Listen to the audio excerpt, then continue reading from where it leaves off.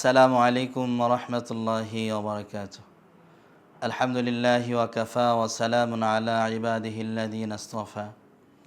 আম্মা বা'দু ফাআউযু বিল্লাহি মিনাশ শাইতানির রাজীম। বিসমিল্লাহির রাহমানির রাহিম। শাহরু রমাদানাল্লাযী উনজিলা ফীহিল কুরআন হুদাল লিন-নাস ওয়া বায়্যিনাতিম মিনাল হুদা ওয়াল ফুরকান।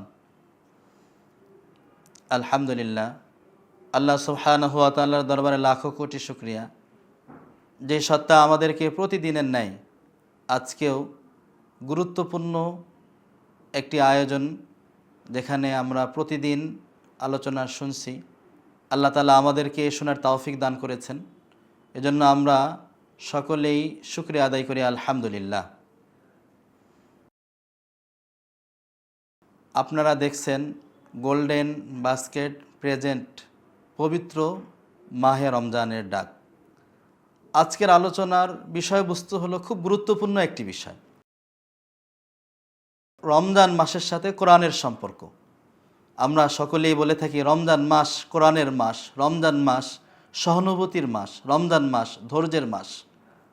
ঠিক আজকে আমরা কিছু আলোচনা শুনব রমজান মাস কোরআনের মাস। আল্লাহ সুবহানাহু ওয়া তাআলা কোরআনকে এত দামি করেছেন।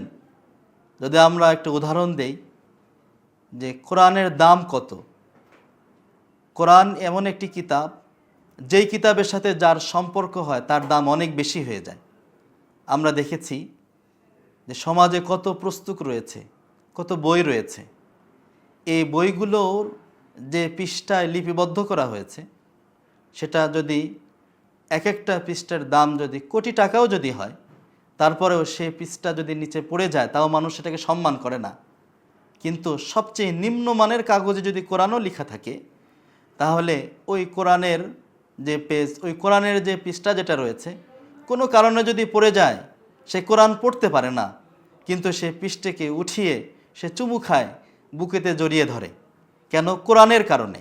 তদরূপ দেখা যায় আমরা যে কাপড়গুলি ব্যবহার করি, এই কাপড়গুলি যত দামি কাপড়ই হোক না কেন, 500, 1000, 1200, 5000, যত দামি কাপড়ই হোক না কেন, যে কাপড়টা আমি ব্যবহার করি, হয়তো দেখা যাচ্ছে যে কাপড় কোথাও পড়ে গেলে কখনো কাপড়ের সাথে পায়ের লাথি লাগছে, পড়ে আছে, আমরা অত গুরুত্ব দিচ্ছি না। কিন্তু বাজারের মাঝে যদি একেবারে সবচেয়ে নিম্নমানের কাপড় দিয়েও যদি আমি কোরআনের জুজদান বানাই, কোরআনের কাপড় যদি বানাই, তাহলে কোনো কারণে এই কাপড়টা যদি পড়ে যায়, তাহলে দেখা যায় আমরা উঠিয়ে চুমু খাই এবং উঠিয়ে উপরে রেখে দেই এবং সম্মানিত জায়গাগুলোতে রেখে দেই। এর মূল কারণ হলো কোরআনের দ্বারাই এই কাপড়গুলি সম্মানিত হয়েছে, কোরআনের দ্বারাই কাগজগুলি সম্মানিত হয়েছে। এই কোরআনের কারণেই রমজান মাসের সম্মান আল্লাহ তাআলা দিয়েছেন। যেহেতু আমরা মাত্র কোরআনে আল্লাহ তাআলার যে বাণী শুনলাম, শাহরু রমাদান, যে রমজান মাস, উনজিলা ফীহিল কুরআন, যেই মাসে আল্লাহ তাআলা কোরআন অবতীর্ণ করেছেন, এই মাসে কোরআন অবতীর্ণ করার কারণেই আল্লাহ তাআলা এই মাসকে এত দামি করেছেন, হুদাল লিন-নাস। তাহলে আমরা যেটা জানতে পারলাম যে এই মাসে কোরআন অবতীর্ণ হয়েছে এবং কোরআনের দ্বারা উপকৃত মানুষ হইতে পারে, মানুষের কল্যাণের জন্য কোরআন এসেছে। আমরা বিভিন্ন জায়গায় দেখেছি, বিভিন্ন জায়গায় পড়েছি, শুনেছি যে কোরআন মানুষের হেদায়েতের মাধ্যম। এজন্য আমাদের উচিত এই রমজান মাসকে অবহেলায় না কাটানো, এই রমজান মাসকে হেলায় খেলায় পার না করে দেওয়া। সারা জীবন হয়তো আমি কোরআন পড়তে পারি নাই বিভিন্ন ব্যস্ততার কারণে, এই রমজান মাসকে কোরআনের জন্য হলেও একটু পৃথক করে নেওয়া, কোরআন শিখা। আল্লাহ সুবহানাহু ওয়া তাআলা আমাদেরকে এত দামি একটি কিতাব দিলেন, যেই দামি নবী যেমন দামি, কিতাবও তেমন দামি, উম্মতকেও আল্লাহ তাআলা এই কোরআনের কারণেই দামি করেছেন। এজন্য মুসলমান ভাই ও বোনেরা, আমাদের উচিত যে প্রতিদিন কোরআন পড়া। নিয়ম তো হলো যে প্রতিদিন কোরআন তেলাওয়াতটাই আগে শুরু করা। আজকে এমন হয়েছে যে আজকে কোরআনের জ্ঞান না থাকার কারণে, কোরআনের শিক্ষা আমার মাঝে না থাকার কারণে আজকে আমি নাস্তিক হয়ে যাচ্ছি, আমি আজকে কোরআন থেকে দূরে থেকে যাচ্ছি। একটা সময় তো আমরা এমনটা দেখেছি যে আগে যখন দাদাদের মুখে হোক, নানাদের মুখে হোক, বা মুরব্বী যারা আছে তাদের মুখে আমরা শুনেছি বা দেখেছি যে আগে সকাল হলেই মানুষ আমপারা ছিপারা নিয়ে দৌড়াইতো, হয়তোবা তারা বিশুদ্ধ রূপে পড়তে পারতো না, হয়তো আলিফ বে তে সে বা আলিফ বে এমন পড়তো, তারা বিশুদ্ধভাবে পড়তে পারতো না ঠিক, কিন্তু তাদের কাজ সর্বপ্রথম কাজ হতো যে আগে দিনটা শুরু কোরআন দিয়ে আমরা করতাম। এর ফলাফল কি হইতো? এর ফলাফল এটা হতো যে বাস্তবে যদি আমরা দেখি যে আগে যারা কোরআন পড়তেন, বয়স যখন একটু বেশি হয়ে যায়, যখন তাকে বলা হয় যে চাচা বা দাদা নামাজ পড়বেন না, কয় বাবা একটু বয়স আরেকটু বেশি হোক এরপর পড়ব, কিন্তু কখনোই সে এমন অস্বীকার করে না যে নামাজ পড়বো না বা দাড়ি রাখবো না, ইসলামের কথা শুনবো না, এমনটা সে কখনোই বলে না। কিন্তু দেখা যায় এমন হয় যে যাদের বয়স 35, 40, 45 এমন হয়েছে, তাদেরকে ইসলামের কথাই বলা যায় না, বললেই তারা রেগে যায়, চটে রাগ করে। কেন রাগ করে? এর একটা মূল কারণ হলো, দেখবেন যে এখন ইংলিশ মিডিয়ামগুলো বের হয়েছে। ইংলিশ মিডিয়ামগুলো সকালে ছোট বাচ্চা, মা ফজরের নামাজ পড়ে না, কিন্তু ছোট বাচ্চাকে স্কুলে পাঠানোর জন্য রাস্তার মোড়ে মোড়ে দাঁড়িয়ে থাকে যে গাড়ি যেন মিস না হয়। কেন? সে চিন্তা করে যে আমার ছেলের আজকে যদি কোনো কারণে, আমার ঘুমের কারণে যদি আমার সন্তান একদিনের ক্লাস যদি মিস করেন, তাহলে আমার অনেক বড় ক্ষতি হয়ে যাবে। কেন? সে তো সুশিক্ষায় শিক্ষিত হতে পারবে না।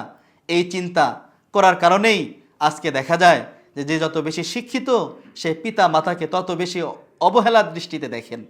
হয়তো এমন হয়েছে যে বৃদ্ধাশ্রমে যায় দেখি যে আমাদের এমন সন্তানের পিতা মাতাই সেখানে আছে যে সন্তানকে ইংলিশ মিডিয়ামে পড়িয়েছেন, যে সন্তানকে কোরআনের শিক্ষা দেওয়া হয় নাই, যে সন্তান কোরআন পড়তে পারে না। এর একটা উদাহরণ যদি আমরা দেই তাহলে খুব সহজেই বুঝতে পারবো। উদাহরণটা হলো যে আমাদের সমাজে এক সময় দেখা যেত যে গ্রামগঞ্জে মানুষ পেঁয়াজ আর পান্তা দিয়ে পানি ভাত খাইত। এখন তো পান্তা ভাত এই প্রথা তো উঠে গিয়েছে। পহেলা বৈশাখ আসলে মানুষ পান্তা খায়, হাজার হাজার টাকা খরচ করে বেহায়াপনাকে উদযাপন করে।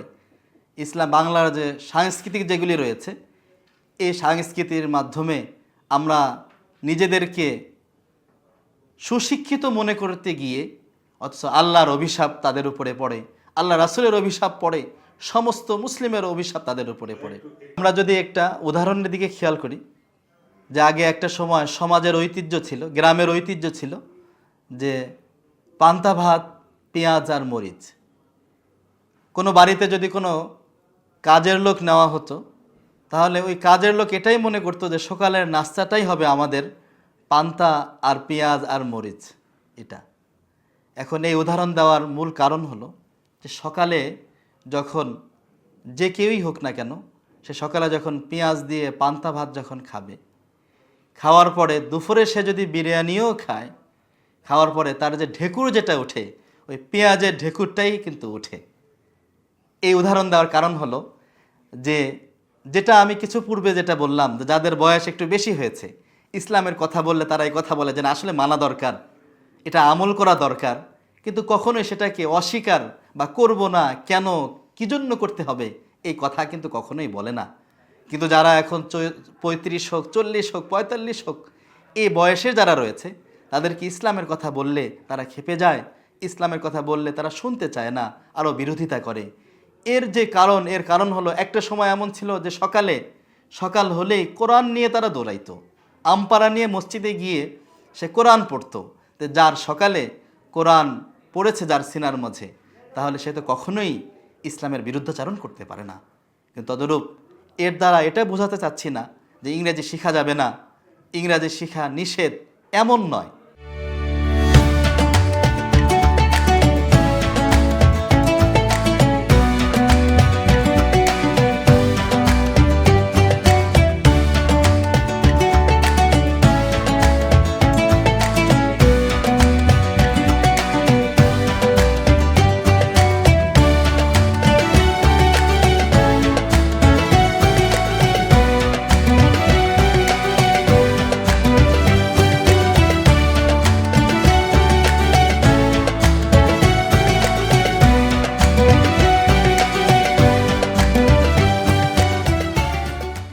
কিন্তু আমার সন্তানটা যেন কোরআন দিয়ে দিনটা শুরু করে, আমার সন্তান যেন, আমরা যেন কোরআন দিয়েই দিনটা শুরু করি। হয়তোবা সারা বছর বিভিন্ন ব্যস্ততার কারণে আমরা কোরআন শিখতে পারি নাই, হয়তোবা ইচ্ছা থাকলেও হয়ে ওঠে নাই। রমজান মাস, অনেক সময় মানুষ সিজনে অনেক কাজ করে। যেমন একজন মানুষ সারা বছরে সে কখনো নফল ইবাদত করে না, কিন্তু দেখা যায় যে শবে বরাত যখন আসে তখন সে যে সকলেই নফল ইবাদত করছে, সে এই উসিলা হলেও সে কিছু নফল ইবাদত করতেছে। ঠিক তদরূপ হয়তো সারা বছর আমি কোরআন পড়তে পারি নাই, কোরআন পড়ার সুযোগ হয় নাই, কিন্তু আল্লাহ তাআলা আমাদেরকে এই রমজান পর্যন্ত যে হায়াত দিলেন, যেই মালিক আমার হায়াতটা রমজান পর্যন্ত বৃদ্ধি করে দিলেন, সেই মালিক আমাদের কাছে একটি মহামূল্যবান গ্রন্থ পাঠিয়েছেন। এটা তো আমাদের শিখা দরকার। আমরা প্রত্যেকেই চেষ্টা করব যে কোরআন শিখার অন্তত একটি আয়াত হলেও প্রতিদিন শিখে নিব। যে যত ব্যস্ততার মাঝেই থাকি না কেন, চেষ্টা করব একটি আয়াত হোক, অথবা একটি আয়াত যদি সম্ভব না হয় তো দুদিন হলেও একটি আয়াত আমরা শিখব। রমজান মাস সবরের মাস, রমজান মাস সহানুভূতির মাস, রমজান মাস কোরআনের মাস। তাই আসুন আমরা সকলেই কোরআন শেখার জন্য চেষ্টা করি। আল্লাহ তাআলা যেন আমাদের প্রত্যেককেই কোরআন শিখে তেলাওয়াত করে সেই অনুযায়ী আমল করার তৌফিক দান করুন। আমরা সকলেই বলি আল্লাহুম্মা আমিন। ওয়া আখিরু দাওয়ানা আনিল হামদুলিল্লাহি রাব্বিল আলামিন। আসসালামু আলাইকুম ওয়া রাহমাতুল্লাহি ওয়া বারাকাতুহু।